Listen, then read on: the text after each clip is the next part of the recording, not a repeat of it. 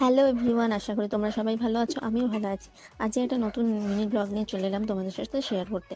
অনেক দিন ধরে বড়মশাই বলছে নারকেল নাড়ু বানাও, নারকেল নাড়ু বানাও। তো আমি বললাম হ্যাঁ, নারকেল নাড়ু বানিয়ে দেবো, তাহলে আমাকেও কিন্তু সন্ধ্যাবেলা একটু চা খেতে নিয়ে যেতে হবে। তো বড়মশাই রাজি হয়ে গেল। তাই আমিও ঝটপট করে নারকেলটাকে কুড়ে চিনি মাখিয়ে কড়াইতে দিয়ে দিলাম। তারপর ছোটো এলাচ গুঁড়ো দিয়ে নারকেলটাকে ভালো করে ছাই মারলাম। ছাই মেরে যখন দেখলাম চটচটের মতো হয়ে এসছে, পাক ধরে গেছে, তখন কড়া থেকে নামিয়ে ভালো করে নারকেলগুলোকে গোল গোল করে নারকেল নাড়ু বানিয়ে রেডি করে নিলাম। দেখো বেশি হয়নি, কারণ দুটো নারকেল ছিল তাই। দিয়ে তারপর আমিও রেডি হয়ে গেলাম, চা খেতে যাব। নারকেল নাড়ু তো হলো, এবার আমার চা খাওয়াটা তো বাকি আছে নাকি। তো চলে গেলাম চা খেতে আমাদেরই কাছে একটা স্টেডিয়ামে চা খেতে, যেখানে আমি বিয়ের আগে প্রায় তোমার দাদা আমি এসে চা খেতাম, সেখানেই এসেছি।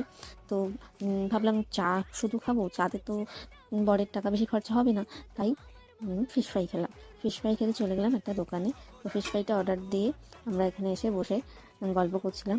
আর হাসছিলাম কেন বলো তো, তোমার দাদা বলছিল যে এবার ঘোমটাটা খুলে, মনে হচ্ছে তুমি যেন দার্জিলিংয়ে চলে এসছো। তো এইসব ইয়ার্কি মারতে মারতে দেখো আমাদের ফিশ ফ্রাইটা চলে এসছে রেডি হয়ে। তো এবার ফিশ ফ্রাই খাচ্ছিলাম, খেতে খেতে গল্প করছিলাম।